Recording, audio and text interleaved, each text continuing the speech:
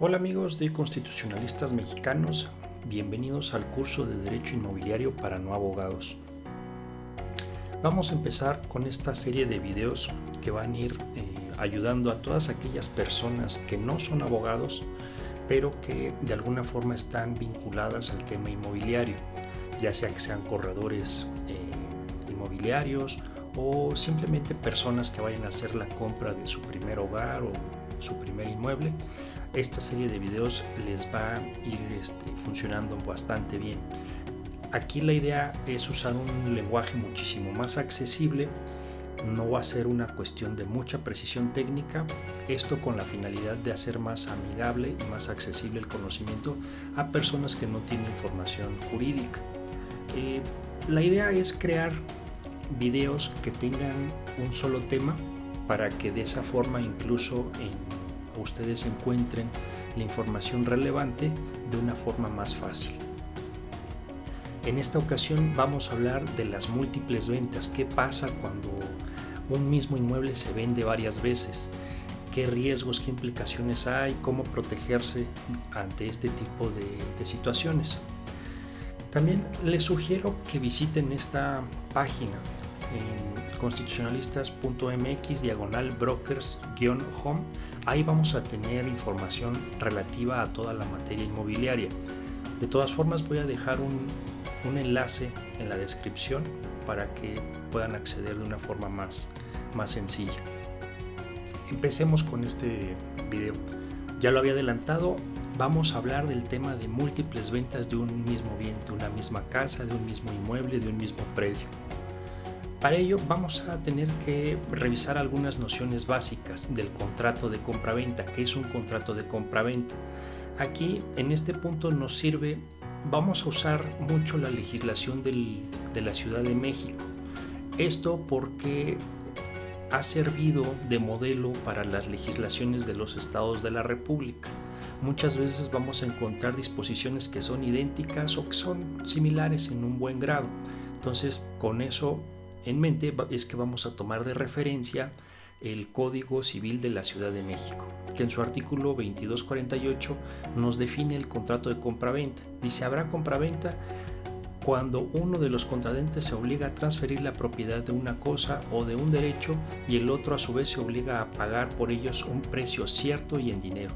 Entonces, siempre que tengamos un acuerdo respecto de una cosa y de un precio, ahí ya tenemos un contrato de compraventa. Esto después lo vamos a ver en otros videos, es muy relevante para distinguirlo de los contratos de promesa, que muchas veces están mal elaborados y que terminan siendo ya contratos de compraventa en sentido estricto. Vamos a empezar con un caso. Vamos a suponer que Rafael es dueño de una casa y que el día 1 de abril celebra un contrato privado con Jessica, por el cual venden esa propiedad. Rafael le vende a Jessica y Jessica se compromete a pagarle X cantidad por esa casa. Pero Rafael el día 2 celebra otro contrato de compraventa, ahora con Roberto. Y esto lo hace al día siguiente, es decir, el 2 de abril. También en contrato privado. Y por último vamos a suponer que el día 3 de abril Rafael nuevamente vuelve a vender la casa, pero esta ocasión se la vende a Luis. Esto el día 3 de abril. Aquí vamos a formular una pregunta. ¿Quién se queda con la casa? Porque recordemos, tanto Jessica, Roberto y Luis compraron la casa de Rafael. Pero vamos a ver qué es lo que pasa. La respuesta aquí la vamos a adelantar y la vamos a ir desarrollando. El que se va a quedar con la casa va a ser quien formalice en escritura pública. Más adelante vamos a ver qué es eso de la escritura pública. Y también quien inscriba primero en el registro público de la propiedad esa escritura pública de la compraventa. Quien cumpla con esos dos requisitos va a tener una protección por parte del sistema jurídico y va a hacer que se queden con esa propiedad. Vamos a ver qué fundamentos hay en el Código Civil para la Ciudad de México para sustentar esto que estamos viendo. En primer lugar, vamos a ver la clasificación de los contratos según su forma. Va a haber contratos privados y eso los vamos a entender como aquellos contratos en los que no participa un fedatario público, no participa un notario, no participa un corredor público. Siempre lisa y llanamente, dos particulares, dos civiles, dos personas comunes y corrientes llegan y escriben en un papel cuál es el acuerdo de voluntades que están dispuestos a celebrar y lo firman. Ese es un contrato privado. Después llega otra clasificación o otra categoría, que es la escritura pública. En una escritura pública aquí ya tenemos la intervención de un fedatario público y también vamos a tener contratos que se inscriben en el registro público. Entonces, esos son a grandes rasgos y para efectos de este video, esos son los tres tipos de contratos que pueden existir. Aquí vemos que en el artículo 1833 nos dice el Código Civil que cuando la ley exija determinada forma para un contrato, mientras que ésta no revista esa forma, no será válido, salvo disposición en contrario. Pero si la voluntad de las partes para celebrarlo consta de manera fehaciente, cualquiera de ellas puede exigir que se dé al contrato la forma legal. Ahora, ya habíamos adelantado que habían distintos contratos según su forma. Ahora, ¿qué es una escritura pública? Vamos a abundar un poco más en ello. Y aquí vamos a citar la ley del notariado también de la Ciudad de México, que en su artículo 6 nos dice: escritura pública es el instrumento original que el notario asienta en los folios para hacer constar uno o más actos jurídicos y que, firmado por los comparecientes, autoriza con su sello y firma. Ahora, ¿qué forma debe revestir el contrato de compraventa de un bien inmueble? Y aquí nos vamos al Código Civil. El Código Civil nos dice que los contratos de compraventa dice: si el valor de avalúo del inmueble excede 365 veces la unidad de cuenta de la Ciudad de México vigente en el momento de la operación, su venta se hará en escritura pública, salvo lo dispuesto por el artículo 23.17. No vamos a entrar ahorita en esas excepciones, son supuestos muy específicos. La verdad es que la regla general va a ser la primera parte de este artículo. Entonces, al mes de junio de 2020 el valor de la unidad de cuenta para el 2020 es de 86.88 pesos. Eso lo multiplicamos por el 365 y estamos hablando de 31.711,20 centavos. Entonces prácticamente, como pueden ver, la gran mayoría de las operaciones inmobiliarias van a requerir de una escritura pública. Ahora, ¿quién puede celebrar el contrato de compraventa? ¿Quién puede vender? Aquí recordemos, en primer lugar nos dice el artículo 2269, dice: ninguno puede vender sino lo que es de su propiedad. Luego entonces los propietarios son quienes pueden celebrar este contrato. Más adelante vamos a ver qué onda con los otorgamientos de poderes y demás, pero quedémonos con esta regla general. Las personas que están autorizadas por la ley para celebrar un contrato de compraventa son los propietarios. Y ahora vemos aquí también el artículo 2270 que nos dice: la venta de cosa ajena es nula y el vendedor es responsable de los daños y perjuicios si procede con dolo o mala fe, debiendo tenerse en cuenta lo que se dispone en el título relativo al registro público para los adquirientes de buena fe. Y aquí es donde ya las cosas se empiezan a complicar y aquí es donde tenemos que tener mucho cuidado, porque vamos a ver qué protección le da la ley al tercero adquirente de buena fe. Para ello nos vamos a remitir al artículo 3008 del Código Civil de la Ciudad de México. Y aquí nos dice, a grandes rasgos nos está describiendo cómo funciona el sistema registral. Nos dice: la inscripción de los actos o contratos en el registro público tiene efectos declarativos. Por lo tanto, no convalida los actos o contratos que sean nulos con arreglo a las leyes. Entonces, estamos viendo esto porque queremos averiguar qué efectos tiene esas ventas que hizo Rafael el día 1, el día 2 y el día 3 de abril. Entonces eso ténganlo en mente, por eso es que estamos repasando estos artículos. Pero aquí vemos que nos está diciendo que la inscripción no va a convalidar los actos, es decir, si un acto jurídico no se celebra por las partes y que por lo tanto es nulo, el hecho de que esté en el registro público de la propiedad inscrito no lo va a convalidar. Pero ahorita vamos a ver que hay un artículo que le da efectos distintos a este sistema registral. Y dice, no obstante lo dispuesto en el artículo anterior, y esto estamos leyendo el artículo 3009 del Código Civil, dice, los actos o los contratos que se otorguen o celebren por personas que en el registro aparezcan con derecho para ello no se invalidarán en perjuicio de tercero de buena fe una vez inscritos. Más adelante empieza a hablar de si la transmisión es a título gratuito, también nos habla de que hay una presunción de la buena fe y demás, y también habla de algunos supuestos de cuando el registro se equivoca y demás, pero ahorita para efectos de este video quedémonos con esta parte que está en amarillo y algunas cuestiones extras que están subrayadas. Entonces aquí nos está diciendo que no se pueden invalidar los actos en perjuicios de terceros de buena fe. Entonces nos está diciendo hay una protección que da el registro a personas que adquieren de buena fe. ¿Cuáles son los requisitos para obtener esa protección? En primer lugar es adquirir del titular registral. Esto lo vamos a ir abundando un poco más, pero prácticamente es celebrar el contrato de compraventa con quien aparece como dueño de la casa en el registro público de la propiedad. A eso se refiere. Después, tener la calidad de tercero. Eso lo vamos a ver más adelante en relación al esquema, para que les quede un poco más claro, pero prácticamente tercero se refiere a que no fue parte del primer contrato celebrado. Entiéndanlo así a grandes rasgos, pero más adelante que lleguemos al esquema y les explico a más detalle. Buena fe. Les adelanto, la buena fe aquí ya vimos que el artículo establece una presunción de buena fe, pero para efectos prácticos y de este caso buena fe implica adquirir del titular registral y también implica ignorar los vicios del título, ignorar los vicios del acto jurídico. Y ahorita les pongo otro ejemplo cuando lleguemos al esquema. También a título oneroso. En el artículo 3009 que vimos, ahí había algunas cuestiones, había unas salvedades de la protección.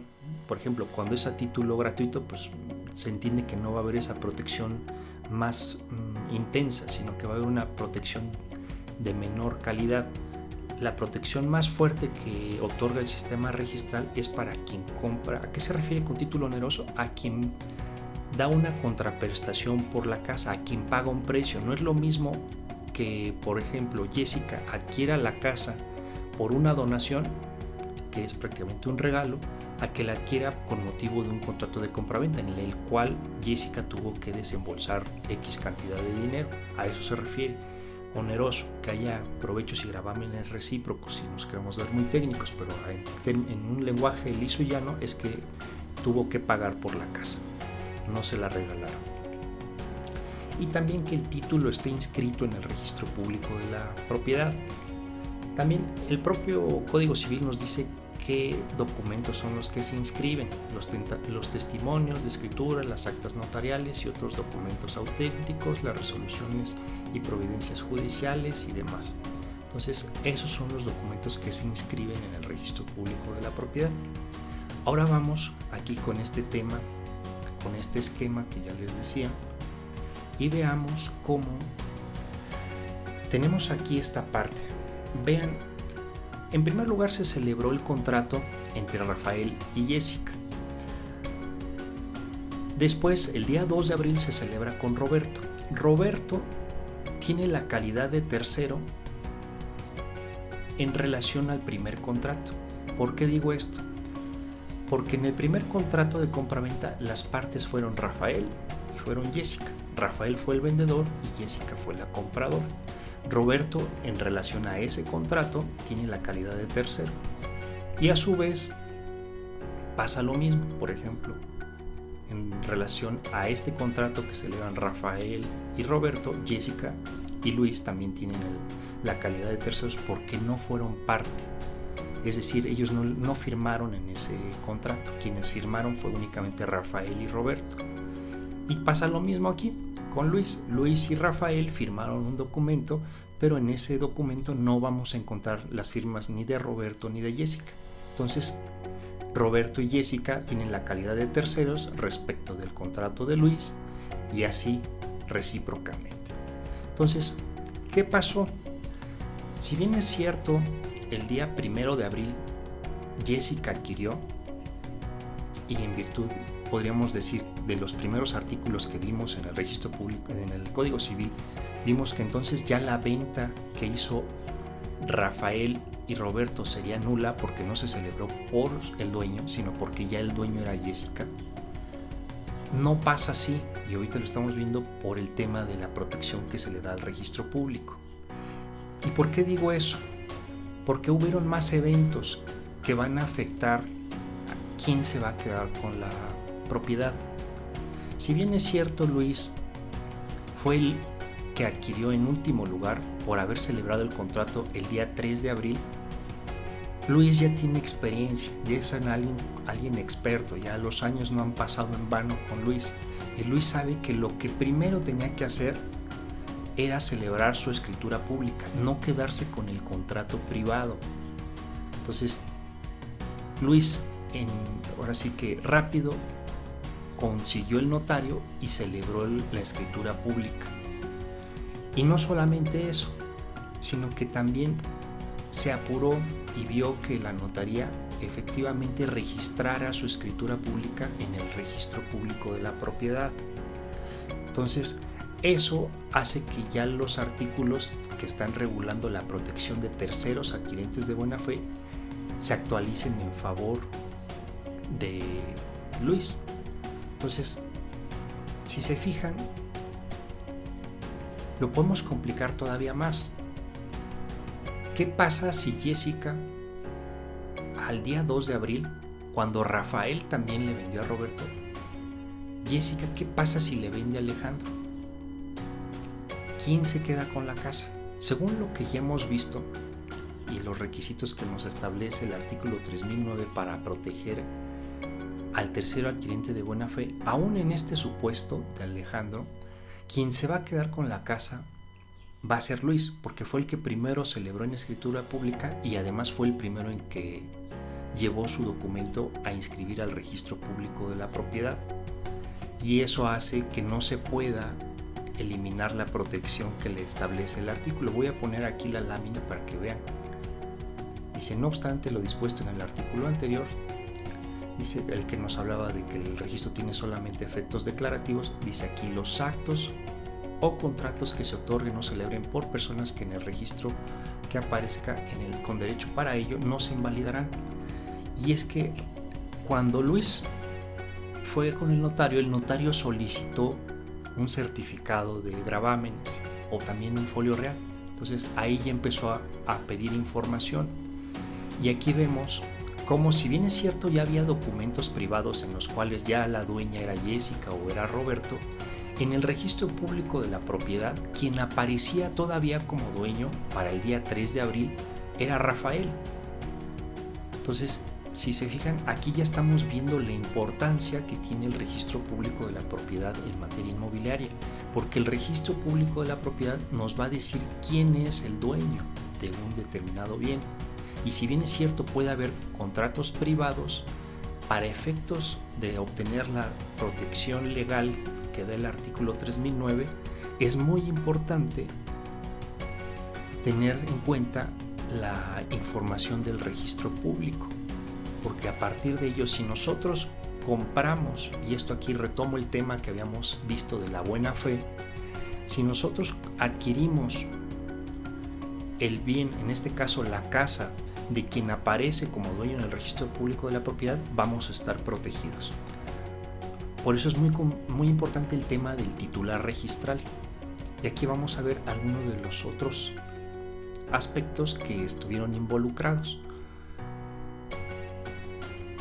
Si se fijan, aquí ya estamos hablando de una escritura pública, el día 3 de abril. Pero Luis tuvo la precaución, porque él ya sabía que es muy importante el tema del registro público de la propiedad. Entonces Luis, incluso antes de celebrar la escritura pública, él primero fue al registro público de la propiedad y ahí obtuvo una constancia, obtuvo un certificado, más adelante vamos a ver qué constancias son esas, en el que le decían Rafael es el dueño.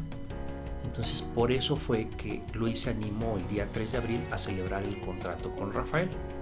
Entonces muchas veces la gente cree que únicamente con exhibir la escritura, o sea, el papel, ya con eso es suficiente. Mucha gente cree que esa escritura, ese primer testimonio que tienen, es el que los acredita como dueños, y no revisan el registro de la propiedad, y eso es un grave error. Entonces, aquí Luis tuvo la fortuna de haber primero cerciorado de que Rafael era el dueño en términos de la información que consta en el registro público de la propiedad, y eso actualiza la buena fe que requiere el artículo 3009 para brindarle la protección en términos del sistema registral que tenemos.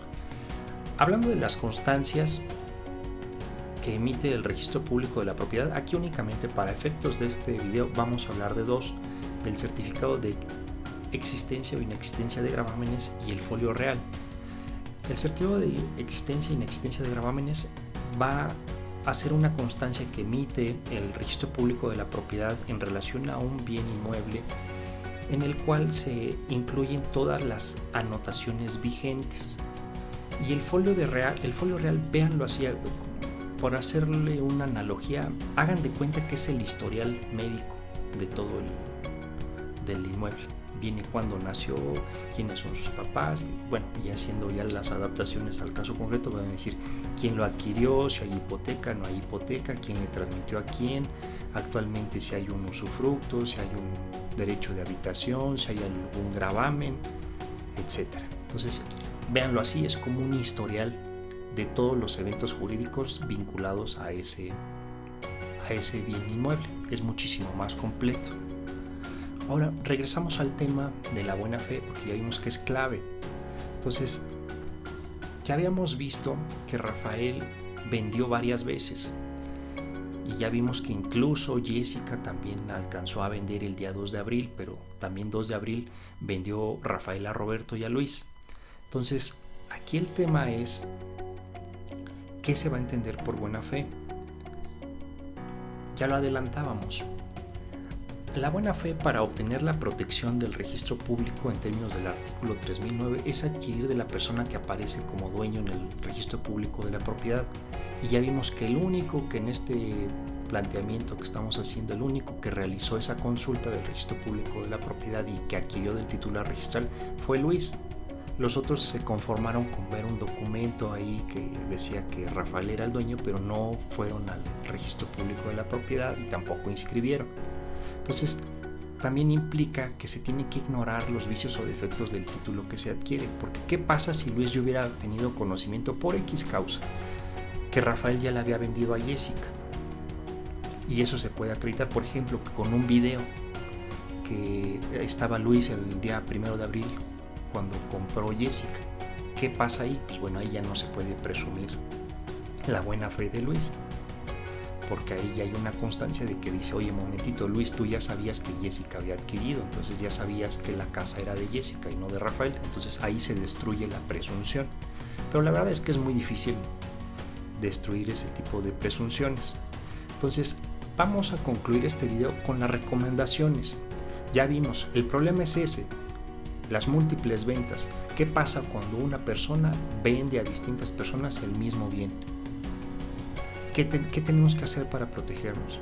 En primer lugar, siempre consultar el registro público de la propiedad. Eso es clave. Ahora, ya que consultamos, también hay que revisar las condiciones legales del inmueble, tanto en el folio real como en certificados. Ya vimos que el certificado incluye únicamente las anotaciones vigentes, pero no todas las constancias ni todos los actos jurídicos vinculados al inmueble. En ese sentido es muchísimo más completo el folio real. Entonces, la recomendación es revisar los dos documentos, no quedarnos nada más con el certificado. Y también otra recomendación es únicamente realizar la operación con quien aparece como dueño según el registro público de la propiedad. ¿Y por qué digo esto? Vamos a suponer, regresemos aquí a nuestro esquema, Alejandro adquirió de Jessica, que efectivamente era dueño, pero Alejandro nunca revisó en el registro del registro público de la propiedad si Jessica aparecía como el titular registral. Y eso ya vimos que Luis sí lo hizo y se dio cuenta de que quien era el titular registral era Rafael al día 3 de abril. Entonces a eso se refiere con que siempre tenemos que pues hacer la operación con quien aparece como dueño según el registro público de la propiedad. Y por último, la recomendación es realizar el trámite de inscripción lo más rápido posible para tener la protección del artículo 3009. Entonces, ya saben, esas son las recomendaciones. Es el caso de las múltiples ventas. En un próximo video vamos a hablar de las constancias que expide el registro público de la propiedad. Vamos a hablar un poco más a detalle del certificado de existencia o inexistencia de gravámenes y del folio real. Les recuerdo que visiten la página, dejo aquí el enlace en la descripción y nos estamos viendo en un futuro video. Muchísimas gracias.